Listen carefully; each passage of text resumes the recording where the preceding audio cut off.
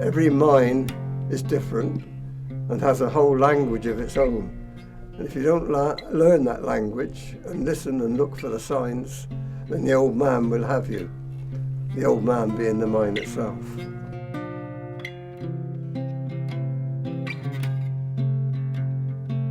And I do love it underground. Very peaceful. There's no pollution, no air pollution, no light pollution, no noise pollution, and it's lovely.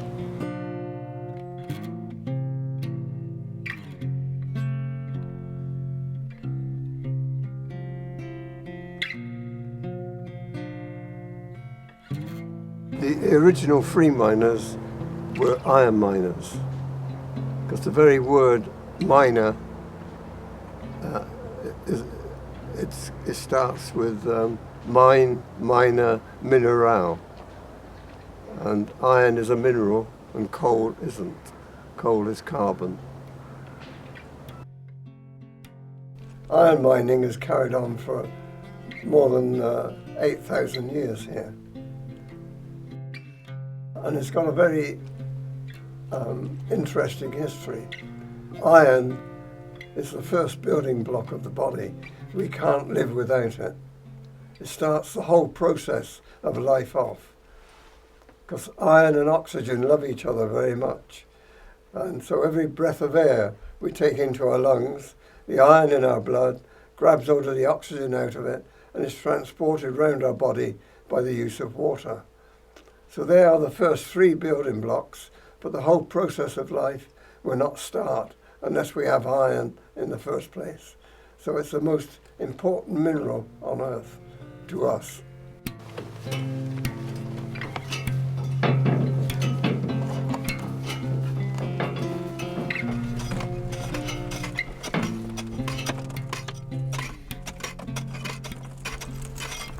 Well, this is the main source of income for the area, was the coal and the iron. At one point, the majority of the forest worked in mining.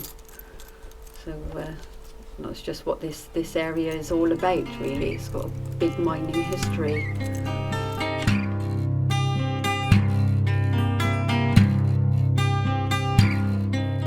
Free mining has existed for what they call time out of mine, which goes back before the 1200s.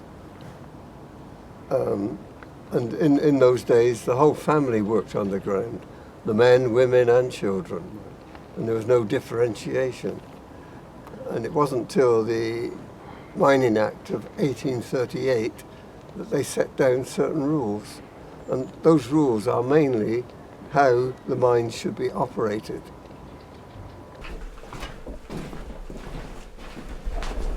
Well, you've heard of the tearing people off a strip. That came from people who'd stolen deer or broken the laws of the forest. The verderers could tear off a strip off a person, and they would notch at the top of the arm and tear the strip all the way down the arm, take the surface of the skin off. That was tearing people off a strip for doing wrong in the forest.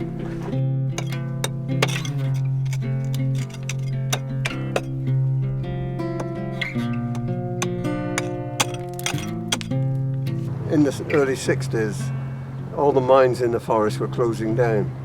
And I thought what the forest needed was a mining museum. But I couldn't get the authorities interested.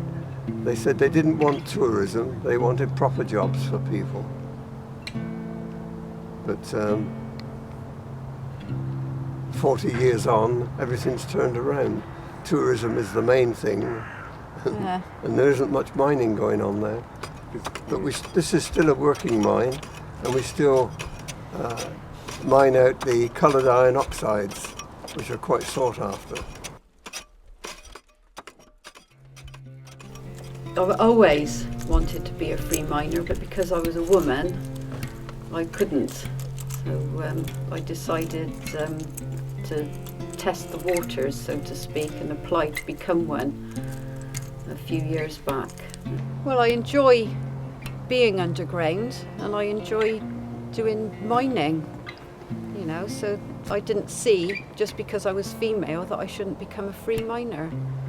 You know, it's just a forest right, isn't it? Yeah. You know, it's sort of. Yeah.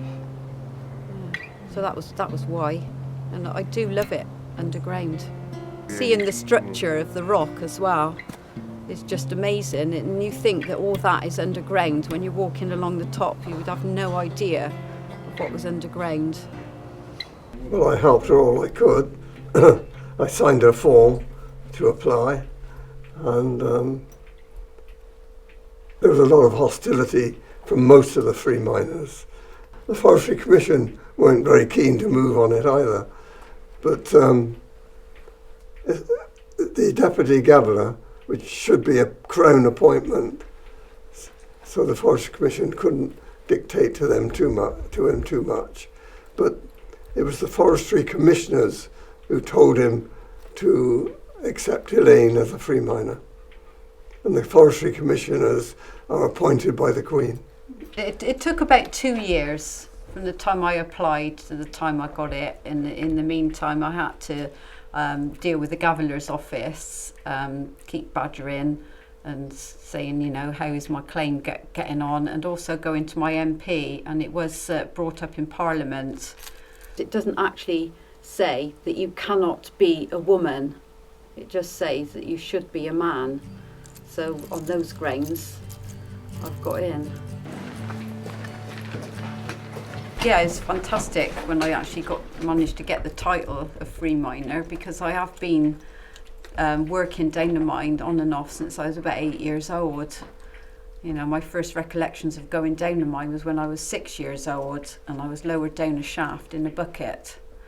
You know, obviously I didn't go down there to work then, but yeah, and having sort of worked and done several jobs underground, that I thought that I had just as much right to be a free miner as a man. Some of the old free miners don't like it because they think that I have broken with tradition, but unless you put new blood into the free miners, then they will gradually die out, and that's what's needed, you know. And it's not just women that are needed, it's men as well, because all the free miners, they're all getting older, so they do need younger blood, and I don't see any problem with having women as free miners if that's what they want to do.